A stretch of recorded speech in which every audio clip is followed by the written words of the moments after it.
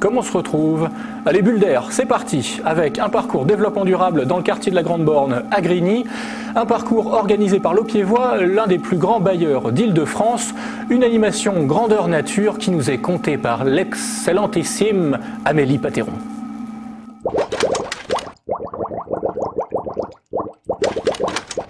Le mauvais temps ne décourage pas les plus téméraires. Pour la 3e année consécutive, l'Aupiévois organise un parcours au cœur du quartier de la Grande Borne à Grigny. La thématique retenue, le développement durable. Pour participer, il suffit de s'inscrire et de braver la pluie. Quel âge as-tu, s'il te plaît? 10 ans et demi.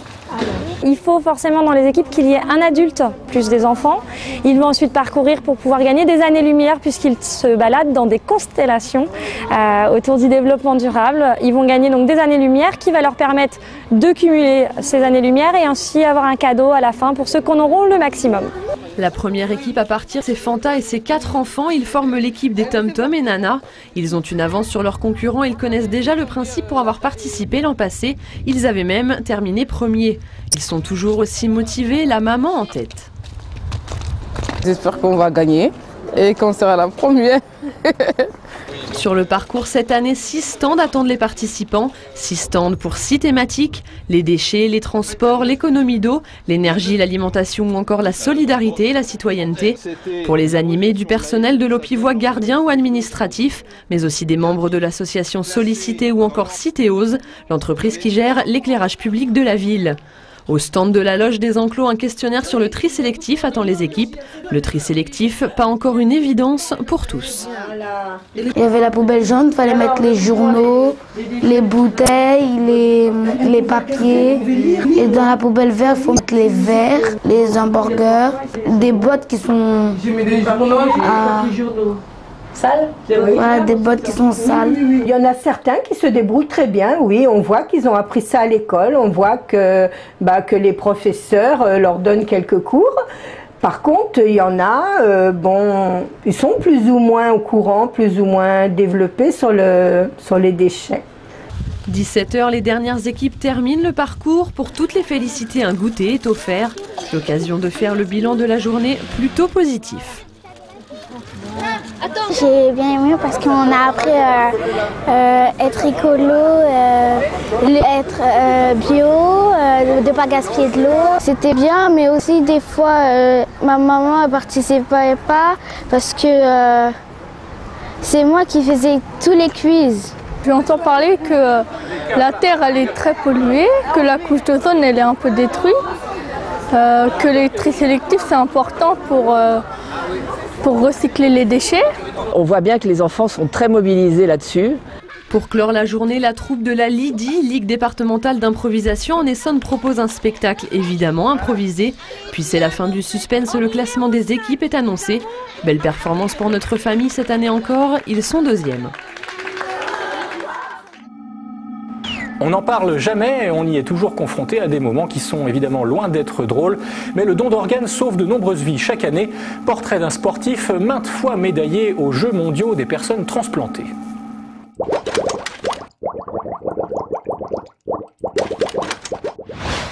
Mardi soir à l'entraînement, pour Philippe, ce sont les derniers petits réglages avant la compétition de vendredi.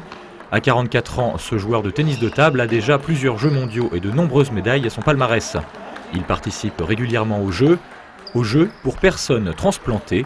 Depuis 14 ans, Philippe vit et se bat avec un nouveau cœur, une transplantation cardiaque qui lui aura permis entre autres de retrouver le chemin de la compétition. Voilà, exemple typique. Super, une balle qui tourne, un rebond profond, derrière une balle facile et t'as fini.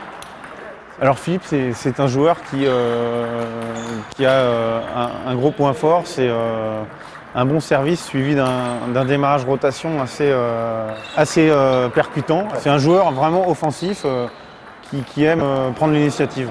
Il faut vraiment être au courant de son opération pour c'est indécelable quoi. Au niveau du jeu, c'est un joueur complètement normal quoi. À l'âge de 22 ans, les médecins détectent chez Philippe une cardiomyopathie, une affection grave touchant le cœur. Dès la détection de cette anomalie cardiaque, on m'avait dit que de toute façon, ce n'était pas une maladie qu'on arrivait à guérir et que la seule issue à la fin, ce serait forcément une transplantation. C'est une des indications principales de la transplantation cardiaque, c'est la cardiomyopathie.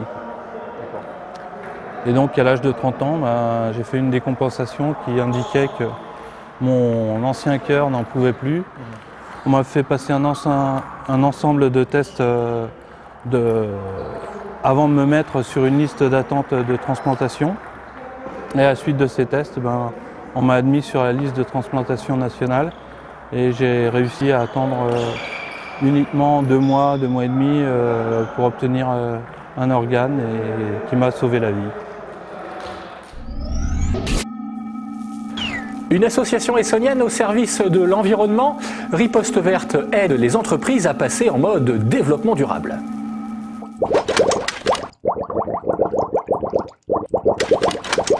Akatoa, agence de communication Paris 18e.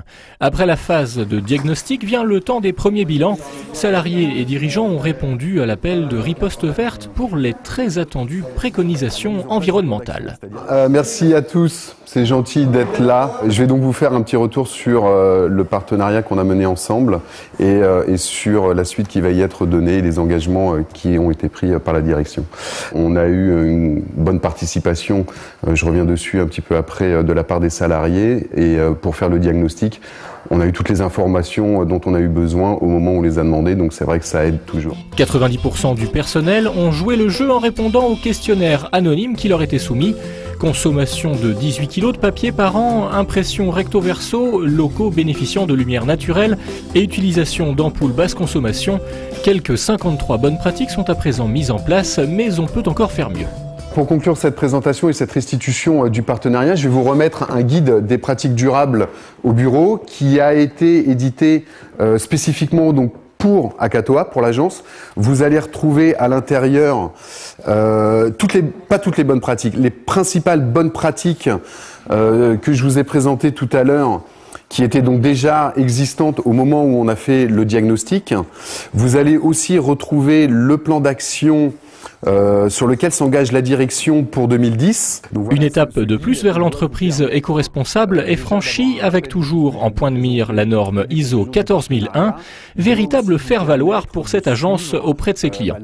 On est une agence de communication, il y a beaucoup de clients aujourd'hui aussi qui nous demandent cette démarche, donc ça rentre dans un process global, il y a vraiment une prise de conscience générale qui existe. Et l'approche Riposte Verte est très, très sympa parce qu'elle est très soft en fait.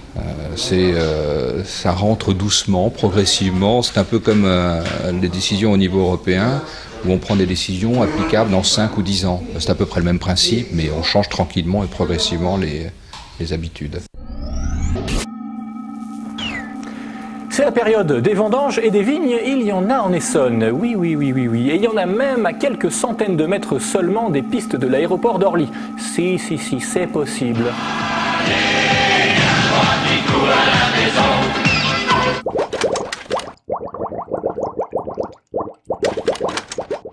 Et nous partons pour un terroir d'exception à Paray-Vieille-Poste. 5 ans que ces 330 pieds de pinot noir sont exploités. Aujourd'hui, une dizaine de vendangeurs ont joué du sécateur.